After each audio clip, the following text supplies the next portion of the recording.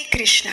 पौष मास के इस पावन अवसर पर हमारे शास्त्रों और पुराणों से ली गई इन पौराणिक कथा यात्रा के संगम में आप सबका स्वागत है। पौष मास विशेष हमारी कथा श्रृंखला में पिछली कड़ी में हमने श्रवण किया था कि किस प्रकार राजा वेन की बुद्धि भ्रष्ट हुई और तब सप्तर्षियों द्वारा अनेक बार समझाने के बावजूद भी जब वे नहीं समझे तो ब्राह्मणों द्वारा उनके शरीर का मंथन किया गया और फिर राजा पृथु का जन्म हुआ। चलिए अब इसी कथा को आगे बढ़ाते हुए श्रवण करते हैं आज के अध्याय का। श्रील सूत गोस्वामी ने कहा, हे द्विजवरों, ऋषियों के पुण्यमय संपर्क से, उनके साथ वार्तालाप करने से, उनके द्वारा शरीर का मंथन होने से राजा वेन का सभी पाप निकल गया। उसके बाद उन्होंने नर्मदा नदी के दक्षिण तट पर जाकर तपस्या करना आरंभ किया। उस समय वे तृणबिंदु ऋषि के पाप नाशक आश्रम पर निवास करने लगे। काम और क्रोध से रहित होकर 100 वर्षों से अधिक समय बीत गया। राजा वेन अब निष्पाप हो चुके थे, इसलिए उनकी तपस्या से प्रसन्न होकर भगवान श्री विष्णु ने प्रत्यक्ष रूप में उन्हें दर्शन दिए और उनसे कहा, हे राजन, तुम मुझसे जो भी वर मांगना चाहो मांग सकते हो। तब वेन ने कहा, हे देवेश्वर, यदि आप प्रसन्न हैं तो मुझे ये उत्तम वर दीजिए। मैं पिता और माता के साथ इसी शरीर से आपके परम पद को प्राप्त करना चाहता हूँ। आपके ही तेज से आपके परम धाम में जाना चाहता हूँ।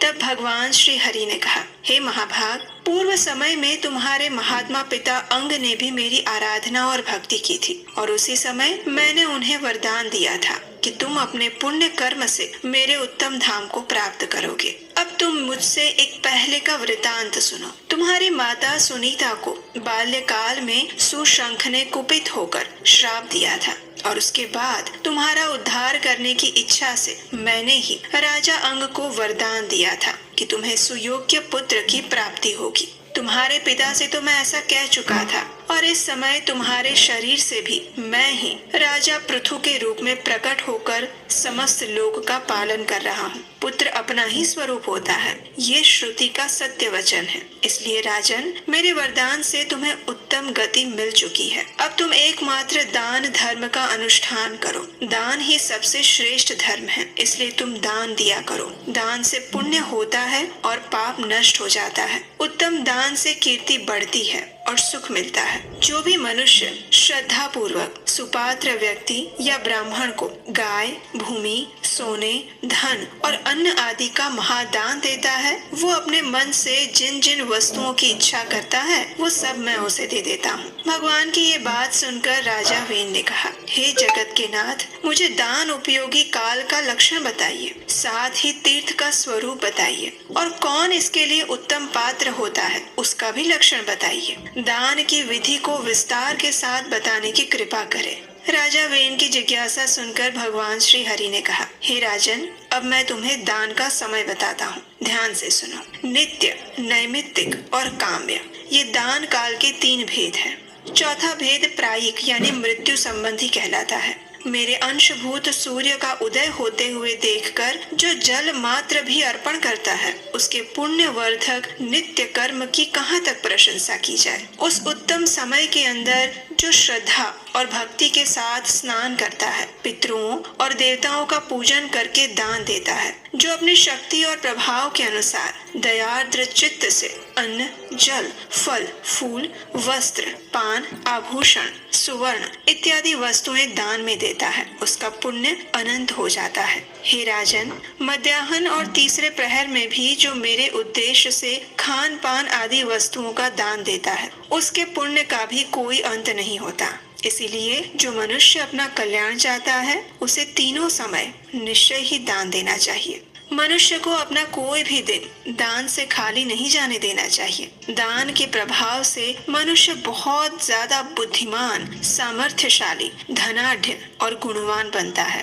अगर एक पक्ष या फिर 1 मास तक मनुष्य अन्न का दान नहीं करता है तो मैं उसे भी उतने ही समय तक भूखा रखता हूँ। उत्तम दान न देने वाला मनुष्य अपने बल का भक्षण करता है। मैं उसके शरीर में ऐसा रोग उत्पन्न करता हूँ जिससे उसके सभी भोगों का निवारण हो जाता है। जो तीनों कालों में ब्राह्मणों और देवताओं को दान नहीं देता और स्वयं ही मिष्टान्न खाता है, उसने महान पाप किया है। हे महाराज, शरीर को सुखा देने वाले उपवास, ये सब भयंकर प्रायश्चितों के द्वारा उसको अपने देह का शोषण करना चाहिए। हे नरश्रेष्ठ, अब मैं तुम्हारे सामने नैमित्तिक पुण्य काल का वर्णन करता हूँ। ध्यान से सुनो। हे महाराज, अमावस्या, पूर्णिमा, एकादशी, संक्रांति, व्यतिपात और वैद्युति नामक योग, माघ, आषाढ़, वैशाख और कार्तिक की पूर्णिमा, सोमवती अमावस्या, मनव आदि एवं युगादि तिथियां, गजत छाया यानी कि आश्विन कृष्ण पक्ष की त्रयोदशी और पिता की क्षया तिथि दान के नैमित्तिक काल बताए गए हैं। जो मेरे उद्देश्य से मुझे समर्पित करके भक्ति पूर्वक ब्राह्मण को इन दिनों में दान देता है, उसे मैं निश्चय ही महान सुख और स्वर्ग, मोक्ष इत्यादि सब कुछ प्रदान करता हूँ। अब दान का फल देने वाले काम्य काल का वर्णन करता हूँ। समस्त व्रतों और देवता आदि के निमित्त जब सकाम भाव से दान दिया जाता है, उसे श्रेष्ठ ब्राह्मणों ने दान का काम्य काल बताया है। और अब अभ्युदयिक काल क्या होता है वो सुनो। संपूर्ण शुभ कर्मों का अवसर, उत्तम वैवाहिक उत्सव, नवजात पुत्र के जात कर्म आदि संस्कार के समय, चूड़ा कर्म और उपनयन इत्यादि के समय, मंदिर, ध्वजा, देवता, बावली, कुआं, सरोवर और बगीचे आदि की प्रतिष्ठा के शुभ अवसर पर, इन सब समय पर जो दान दिया जाता है उसे अभ्युदयिक काल कहते हैं। और इस समय में जो दान दिया जाता है वो संपूर्ण सिद्धियों को प्रदान करने वाला होता है। अब मैं तुम्हें पाप और पीड़ा का निवारण करने वाले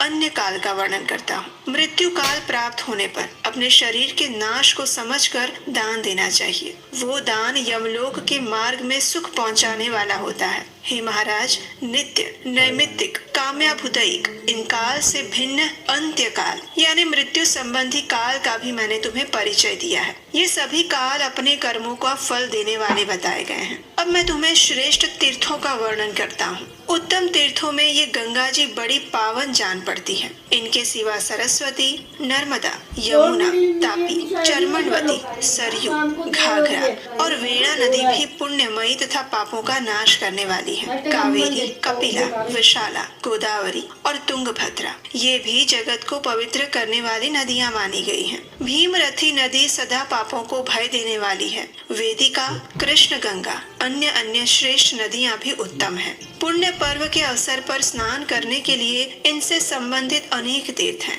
गांव या फिर जंगल में जहाँ भी नदियाँ हो, सर्वत्र ही वे पावन मानी गई हैं। इसलिए वहाँ जाकर स्नान और दान इत्यादि कर्म करने चाहिए। यदि नदियों के तीर्थ का नाम ज्ञात ना हो तो उसका विष्णु तीर्थ नाम रख लेना चाहिए। और सभी तीर्थों में मैं ही देवता हूँ। तीर्थ भी मुझसे भिन्न नहीं है, ये निश्चित है। जो भी साधक तीर्थ देवताओं के पास जाकर मेरे ही नाम का उच्चारण करते हैं, उसे मेरे नाम के अनुसार पुण्य फल प्राप्त होता है। हे श्रेष्ठ राजन, अज्ञात तीर्थों और देवताओं के सन्निधान में स्नान, दान आदि करते हुए मेरे ही नाम का उच्चारण करना चाहिए। हे राजन, भूमंडल पर 7 सिंधु परम पवित्र और सर्वत्र स्थित हैं। जहाँ कहीं भी उत्तम तीर्थ प्राप्त हो जाए वहाँ पर स्नान और दान आदि कर्म करने चाहिए। उत्तम तीर्थों के प्रभाव से अक्षय फल प्राप्त होता है। मानस आदि सरोवर भी पावन तीर्थ बताए गए हैं। जो छोटी छोटी नदियाँ हैं उनमें भी तीर्थ प्रतिष्ठित रहते हैं।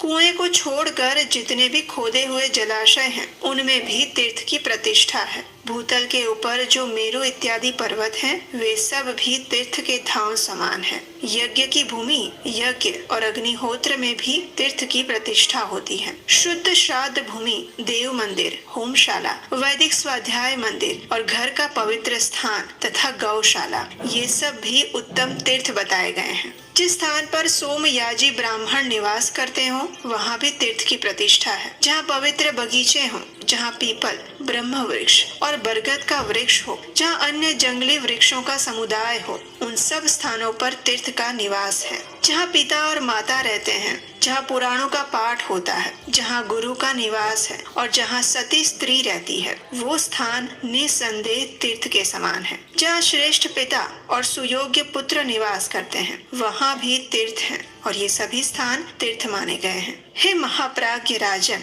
अब तुम दान के उत्तम पात्र के लक्षण सुनो। किसे दान देना चाहिए ये अब सुनो। सबसे पहले दान श्रद्धा पूर्वक देना चाहिए। उत्तम कुल में उत्पन्न हो, वेद अध्ययन में तत्पर, शांत, जितेंद्रिय, दयालु, शुद्ध, बुद्धिमान, ज्ञानवान, देव पूजा परायण, तपस्वी, विष्णु का भक्त, ज्ञानी, धर्मज्ञ, सुशील और पाखंडियों के संग से रहित ऐसे ब्राह्मण को ही दान देना श्रेष्ठ माना गया है। ऐसे पात्र को पाकर अवश्य दान देना चाहिए। अब मैं दूसरे दान पात्रों के विषय में बताता हूँ। आगे बताए गए सभी गुणों से युक्त बहन के पुत्र यानी भांजे को, पुत्री के पुत्र यानी दौहित्र को भी दान का उत्तम पात्र समझो। इन्हीं भावों से युक्त दामाद, गुरु और यज्ञ की दीक्षा लेने वाला पुरुष भी उत्तम पात्र है। ये दान देने योग्य श्रेष्ठ पात्र बताए गए हैं। जो वेदोक्त आचार से युक्त हो वो भी दान के पात्र हैं। धूर्त और काने ब्राह्मण को दान नहीं देना चाहिए।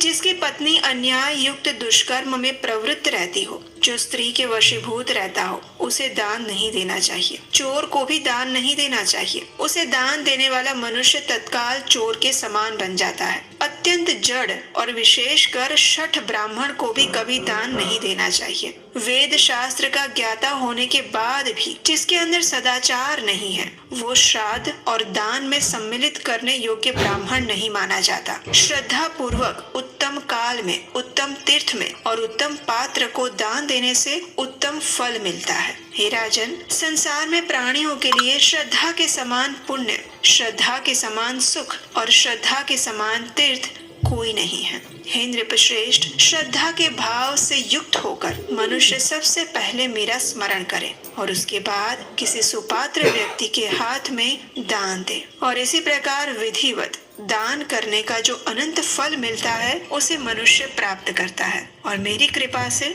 सुखी हो जाता है। इस प्रकार भगवान विष्णु ने राजा वेन को दान के विषय में विस्तार से चर्चा सुनाई और ये थी हमारी आज की पौष मास कथा। लेकिन अभी भी नैमित्तिक दान का वर्णन पूरा नहीं हुआ है। वो हम सुनेंगे हमारी इसी पौष मास कथा श्रृंखला की अगली कड़ी में। उसे सुनने के लिए आपके अपने चैनल को याद से सब्सक्राइब कर लीजिए, बेल आइकन दबाकर नोटिफिकेशन ऑन रखिए। और अगर आज की इस कथा में आपको दान के विषय में महत्वपूर्ण जानकारी मिली है तो इस वीडियो को अधिक से अधिक लोगों तक शेयर कीजिए। उन्हें भी बताइए कि आखिर दान किसे देना चाहिए, किस समय में देना चाहिए और किस प्रकार देना चाहिए।